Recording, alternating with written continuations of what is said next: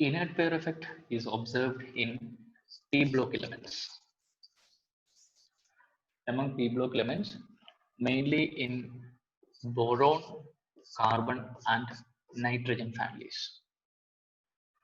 To understand inert pair effect, you must know these three concepts: electronic configuration, oxidation state, and shielding effect. Electronic configuration, everyone knows.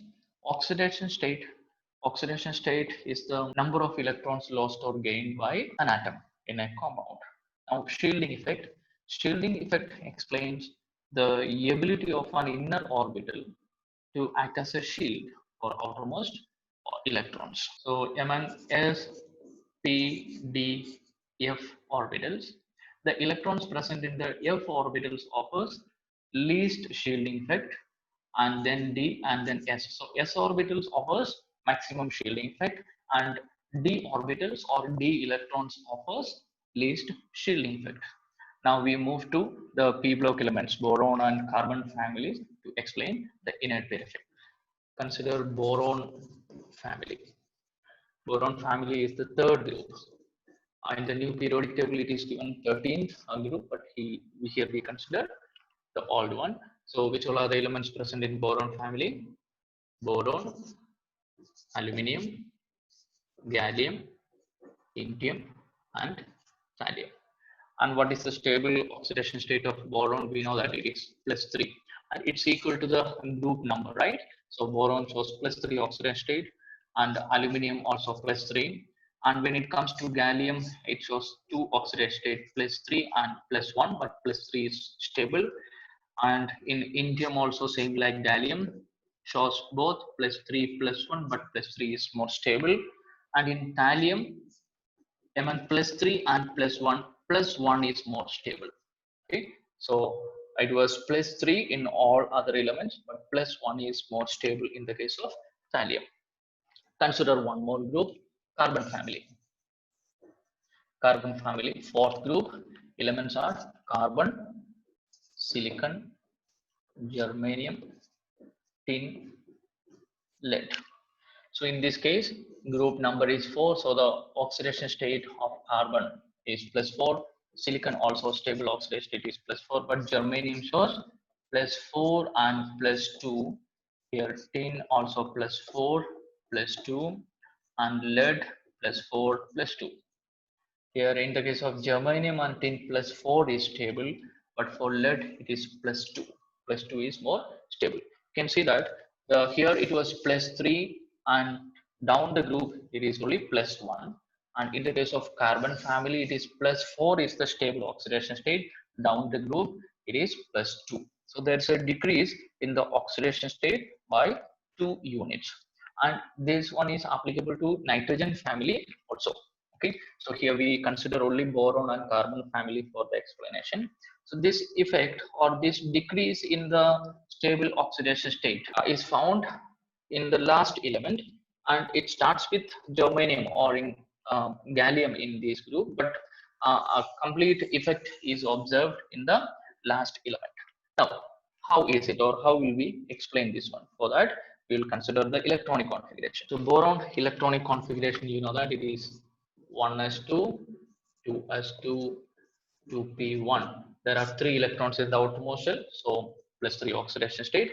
In the case of aluminum, it is 1s2, 2s2, 2p6, 3s2, and 3p1. So outermost electronic configuration is again 3. Hence, the oxidation state is +3. And in the case of gallium, the electronic configuration is argon, 3d10, and 4s2, 4p1. Even here too, we have 3 electrons in the outermost shell, but before that there is 10 d electrons. And we have already seen d orbitals offers very less shielding effect. Due to the less shielding effect of these d electrons, these s electrons gets more force of attraction from the nucleus. So the tendency of these s electrons to take part in the chemical reaction decreases. So sometimes it shows this +1 oxidation state. So +1 oxidation state means only the 1 electron present in the p orbital reacts, and +3 means both these electrons, 2 electrons in s and then 1 electron in P. And say in the case of indium, electronic configuration is almost same. Now we directly move to thallium. Electronic configuration of thallium is xenon 4F14 5D10 6S2 and 7P1. Here, along with the 10D electrons, 14F electrons are also present. Both of them offers very poor shielding effect. As a result of that, these two electrons in the s orbitals are getting strong force of attraction from the nucleus, so they won't be able to take part in the chemical reaction. Only one electrons in the p orbital takes part in the chemical reaction, hence the stable oxidation state is +1. And the similar case, carbon, we consider the electronic configuration is 1s2 2s2 2p2, hence there are 4 electrons in the outermost shell, +4 is the oxidation state. We will directly come to lead. The electronic configuration of lead is xenon 4F14 5D10 6S2 and 7P2. Same case, D and F orbitals offers very poor shielding effect. So the number of electrons present in the outermost shell is 6s2 and 7p2, but only 2 electrons in the p take part in the chemical reaction. So oxidation state, the stable oxidation state of lead is +2. It shows +4, but the stable oxidation state is +2. So as a result of this poor oxidation state, the stable oxidation state is getting decreased by 2 units. +3 became +1 and +4 is the stable oxidation state of that group. But in the case of lead, it is +2. This reluctance or inability of the outermost electrons to take part in the chemical reaction is known as inert pair effect. What is inert pair effect? The inability or the reluctance of outermost s electrons to take part in the chemical reaction. What is the consequence of this inert pair effect? The stable oxidation state is getting decreased by 2 units down the group. In the heavier elements, the stable oxidation state is 2 points lesser than top elements. So the stable oxidation state of the group is +3, but for the lower elements, for thallium, it is +1 here. In the case of carbon family, it is +4 for all other elements, but for lead, it is +2. Now, another explanation, thermodynamic explanation we can consider. See, there is one unpaired electron, so it can easily make one bond. So thallium chloride with +1 oxidation state can be easily formed. But in order to form thallium chloride like this, TlCl3, there should be 3 unpaired electrons. And that is possible only by the excitation of electron, only by the excitation of this electron. But this excitation of electrons requires energy. Here, due to the poor shielding effect of this F and D electron, the energy requirement for this excitation is very high. That means, in order to form thallium +3, more energy is required. The excitation of electron is required. So it is less likely to form. So thallium +3 is unstable compared to thallium +1. Now, since thallium +3 is unstable, you can say that it's an oxidizing agent. Oxidizing agent. So what is an oxidizing agent? Oxidizing agent is a substance that oxidizes other compounds, undergo self-reduction. Here you can see that TlCl3 is unstable, so it can easily undergo reduction to form thallium +1. +3 to +1 is reduction, addition of electron, right?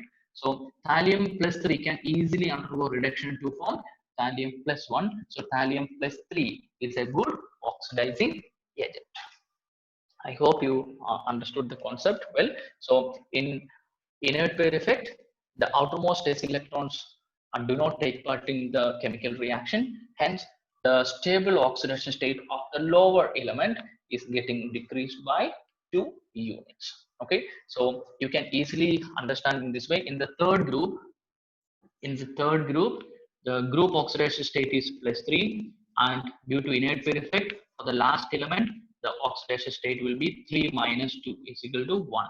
For the fourth group, the oxidation state is +4, and due to inert pair effect, 4 minus 2. So the lower element, last element, that means for lead, the oxidation state will be plus 2. In fifth group, nitrogen family, the stable oxidized state will be plus 5. And what will be the oxidized state of the last element? It will be 5 minus, it will be plus 3. So the last element in the nitrogen family is bismuth. So bismuth plus 3 is more stable than bismuth plus 5. Can we call bismuth plus 5 as a good oxidizing agent? Answer yourself. Okay. Is bismuth plus 5 a good oxidizing agent? Or not? Hope you understood the topic well. Thank you.